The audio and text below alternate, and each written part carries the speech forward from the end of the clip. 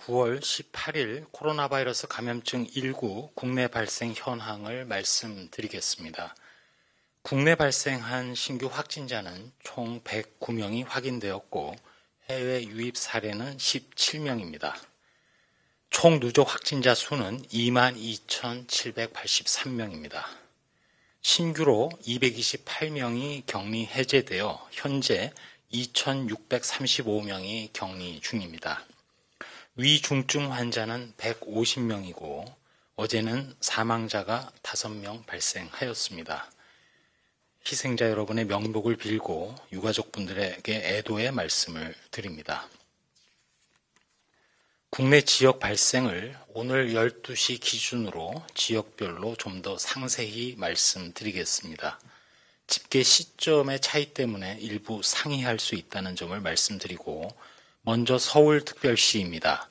지난 8월 15일 도심 집회와 관련하여 5명이 추가됨으로써 총 누적 확진자는 609명입니다.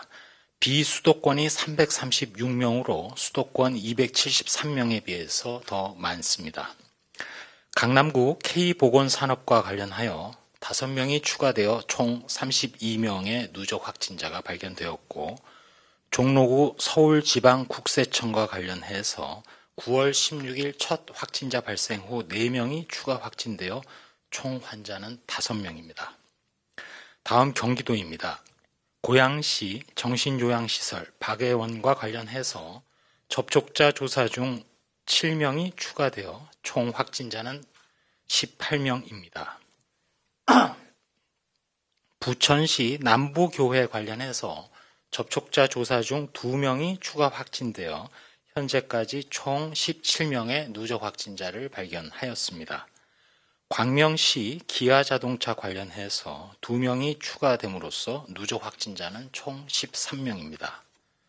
시흥시에 소재한 센트럴병원과 관련해서 지난 9월 9일 첫 확진자 발생 후 6명이 추가되어 현재까지 총 7명을 발견하였습니다.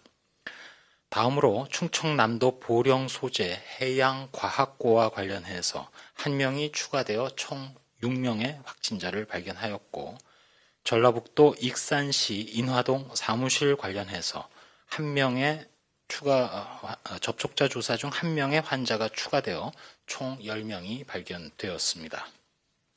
앞서 말씀드린 위중증 환자는 총 150명이고 60세 이상이 88%, 132명입니다. 사망자는 총 372명으로 60세 이상이 93.9%를 차지하고 있습니다. 위중증 사망자 현황에 말씀드린 대로 중증으로 이어질 가능성이 높은 60세 이상의 고령층에 해당하시는 분들은 외출, 모임 등 다른 사람과의 접촉을 최소화해 주시고 불가피하게 외출을 하시더라도 반드시 마스크를 제대로 착용을 해 주시기 바랍니다. 발열 또는 기침이 나거나 목이 따끔따끔 아프시거나 몸이 욱신욱신 쑤시는 등 인후통이나 근육통 동반된 호흡기 증상 등이 있을 때는 또는 조금이라도 몸이 이상하시면 신속하게 선별진료소를 방문해서 진료 및 검사를 받아주시기 바랍니다. 다음으로 해외 유입 확진자는 어제 총 17명이고 이 중에 추정 유입 국가별로 볼 때에는 우즈베키스탄과 미국이 각 4명 등입니다. 다음으로 연구개발 치료 등과 관련해서는 렘데시비르와 관련해서 현재까지 총 58개 병원에 409명의 환자에게 공급이 완료되었습니다. 생활방역과 관련해서 말씀드리겠습니다. 행정안전부에서 운영해 주고 계신 안전신문고와 관련하여 최근에 신고되는 주요 사례를 몇 가지 말씀드리겠습니다. 비록 최종 현장 확인 조사가 끝난 것은 아니지만 사례를 말씀드림으로써 주의를 촉구해 드리는 바입니다. 먼저 많은 식당이 한 곳에 모인 식당가에서 종업원들 다수가 마스크를 착용하지 않아서 감염이 우려된다는 신고가 있었습니다. 또한 의료기기 체험장에서 밀폐된 좁은 공간의 체험장에 많은 사람들이 마스크를 착용하지 않아서 감염이 우려된다는 신고도 있었습니다. 식당, 카페 등 다중이용시설에서 수시로 환기와 소독을 실시해 주시기 바라고, 또 종사자, 이용자 모두 방역수칙을 철저히 준수해 주실 것을 당부드립니다. 또한 주말을 맞아서 불효불급한 외출 모임 등은 연기하거나 취소해 주시고, 불가피하게 외출할 경우에는 마스크를 꼭 착용해 주시고, 특별히 아까 안전신문고의 신고 사례에서도 말씀을 드렸습니다만, 방문 판매 설명회 등 각종 설명회, 그리고 각종 체험 행사 같은 경우 밀접한 장소일 가능성이 매우 높기 때문에 가지 말아 주실 것을 당부드립니다. 특별히 주말을 맞아서 9월 들어서 종교시설에서의 집단 발생 사례를 분석하였습니다. 9월 이후 종전에 비해서는 좀 전체 규모는 줄었습니다만 4개의 종교시설에서 총 56명의 확진자가 발생을 하였습니다. 위험 요인을 보면 환기가 적절히 이루어지지 않은 상황에서 대면 종교활동이 이루어졌고, 정규활동 외에 소모임, 온라인 예배 준비 모임 또는 종교활동 전후에 식사 등을 하면서 마스크 착용이 미흡한 상태로 대화를 나눈 것으로 확인되는 경우가 있었습니다. 거듭 강조드립니다만 주말을 맞아서 종교시설에서 각종 종교활동은 비대면으로 실시를 해 주시고, 모든 대면 모임, 행사, 단체 식사 등은 자제해 주실 것을 거듭 요청드립니다. 마지막으로 말씀드리겠습니다. 코로나19 발생이 현재 쉽게 감소하는 모양새는 아닙니다만, 최근 2주간의 양상을 보면 전체적으로는 그동안의 거리두기 효과가 나타나고 있다고 판단하고 있습니다. 다만 이번 유행은 수도권이 중심이었기 때문에 사실상 전국적으로 전파가 이루어진 셈이고, 따라서 지난번의 어느 유행보다도 위험하고 아슬아슬한 상황입니다.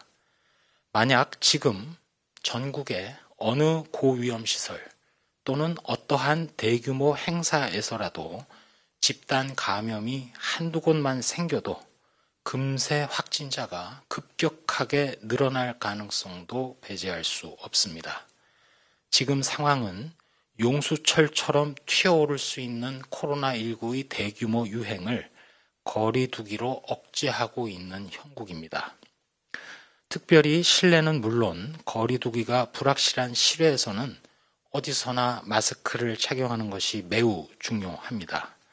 이번 기회에 코로나19를 억제해야 독감 예방접종도 가능하고, 또 언젠가 이루어질 코로나19의 백신 접종 사업도 차질 없이 진행할 수 있습니다.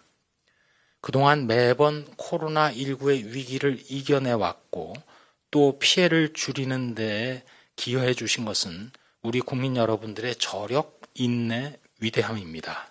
저희 방역당국을 이를 믿고 국민들께서 계속 실천해 주고 계신 데 대해서도 힘을 얻고 있습니다. 지금 유럽을 바라보면 지난 3월에 제1차 코로나19 유행의 정점을 지나서 더 큰 유행의 크기를 보이고 있는 상황입니다. 당장 세계보건기구도 지금의 유럽 상황이 지난 3월보다 더 위험하다고 얘기하고 있습니다. 전 세계 많은 전문가들이 북반구에서 동절기에 2차 대유행 가능성을 예측했지만, 사실상 전 세계는 지금 당장이라도, 겨울이 되기 전이라도 또 다른 대유행이 가능하다는 점을 우리 모두 알게 되었습니다. 추석 연휴를 앞둔 우리나라도 이를 위험 신호로 받아들여야 합니다. 전 세계에서 봉쇄를 풀어나가면서 또는 봉쇄를 푼 후에 코로나19 유행을 제대로 관리하고 있는 나라는 찾기 힘든 상황입니다. 그만큼 코로나19 대응이 힘들고 어렵다는 의미입니다. 거리두기 강도를 조절하면서 완전한 봉쇄로 가지 않고 2차 유행이 생기면 그 초기에 전체 국민들의 적극적인 참여로 유행을 억누르려 노력하고 있는 우리의 현재 상황은 전 세계적으로 오히려 드문 상황입니다. 국민 여러분들의 이해와 협조가 없다면 사실 불가능한 일입니다. 일선의 보건요원들, 지방자치단체에 수고하시는 일선 공직자 여러분들, 그리고 무엇보다도 의료진 여러분들의 헌신이 계셔서 가능한 일이고, 앞으로도 계속 길어질 이러한 헌신과 노고에 다시 한번 머리 숙이게 됩니다. 가을이고 청명한 날씨임에도 불구하고 자영업자분들, 택배기사님, 또 생업에 종사하는 많은 분들에게는 사실 너무도 잔인한 시기이기도 합니다. 그럼에도 불구하고 이겨내고 또 극복할 수 있도록 저희 방역당국도 더 한층 최선을 다하겠다고 다짐드립니다. 네, 지금부터 기자님들 질문에 답변 드리는 시간 갖겠습니다.